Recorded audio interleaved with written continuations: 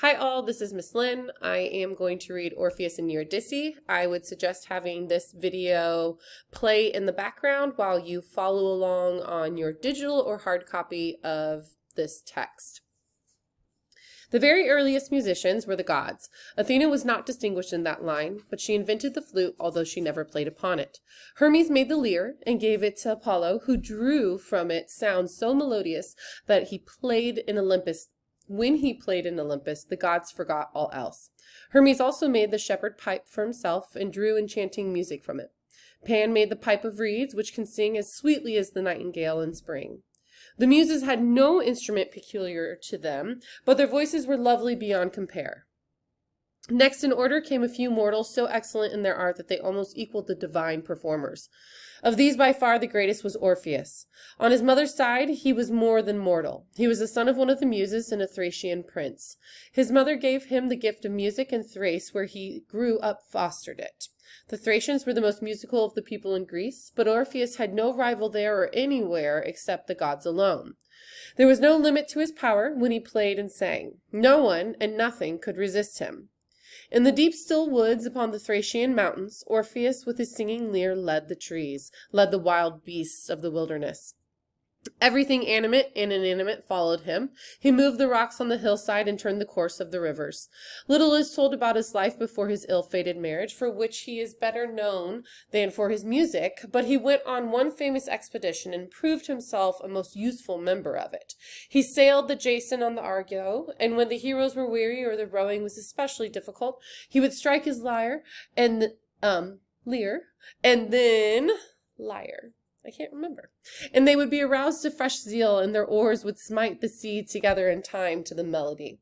Or if a quarrel threatened, he would play so tenderly and soothingly that the fiercest spirits would grow calm and forget their anger.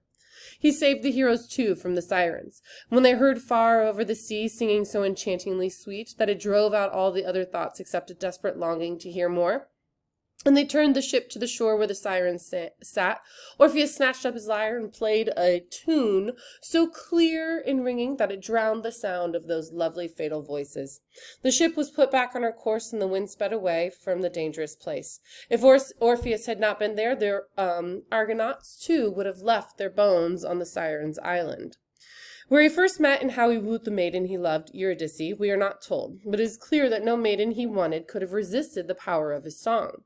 They were married, but their joy was brief. Directly after the wedding, as the bride walked in a meadow with her bridesmaids, a viper, or a snake, stung her and she died. Orpheus's grief was overwhelming. He could not endure it. He determined to go down into the world of death and try to bring Eurydice back. He said to himself, "With my song, I will charm Demeter's daughter. I will charm the Lord of the dead. Moving their hearts with my melody, I will bear her away from Hades." He dared more than any other man ever dared for his love. He took the fearsome journey to the underworld. There he struck his lyre, and at the sound all that vast multitude were charmed to stillness.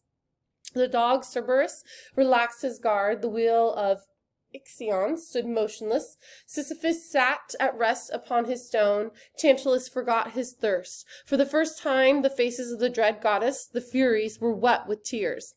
The ruler of Hades drew near to listen with his queen. Orpheus sang, "O gods who rule the dark and silent world, to you all born of woman needs must come.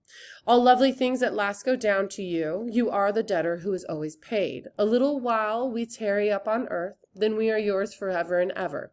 But I seek one who came to you too soon. The bud was plucked before the flower bloomed. I tried to bear my loss, I could not bear it. Love was too strong a god. O king, you know, if that old tale men tell is true, how once the flowers saw the rape of Persephone, then weave again for sweet Eurydice life's pattern that was taken from the loom too quickly. See, I ask a little thing, only that you will lend, not give, her to me. We shall be yours when her year's span is full." No one under the spell of his voice could refuse him anything. He drew iron tears down Pluto's, or Hades' cheek, and made hell grant what love did seek. They summoned Eurydice and gave her to him, but upon one condition, that he would not look back at her as she followed him until they had reached the upper world. So the two passed through the great doors of Hades to the path which would take them out of darkness, climbing up and up. He knew that she must be just behind him, but he longed unutterably to give one glance to make sure. But now they were almost there. The blackness was turning gray. Now he had stepped out joyfully into the daylight. Then he turned to her. It was too soon. She was still in the cavern.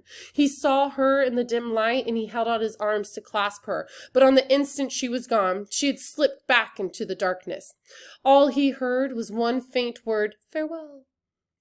Desperate, he tried to rush after her and follow her down, but he was not allowed. The gods would not consent to his entering the world of the dead a second time while he was still alive. He was forced to return to the earth alone in utter desolation. Then he forsook the company of men. He wandered through the wild solitudes of Thrace, comfortless except for his lyre, playing, always playing, and the rocks and the rivers and the trees heard him gladly, his only companions. But at last a band of Maenads came upon him. They were as friendlies as those who killed Pentheus so horribly. They slew the gentle musician, tearing him limb from limb, and flung the severed head into the swift river Hebrus. It was borne along past the river's mouth onto the shore of Lesbos, nor had it suffered any change from the sea when the Muses found it and buried it in the sanctuary of the island. His limbs they gathered and placed in a tomb at the foot of Mount Olympus, and there to this day the nightingales sing more sweetly than anywhere else. Okay, go ahead, take this time, answer the questions that are in your digital or paper version of Orpheus and Eurydice. Thanks all.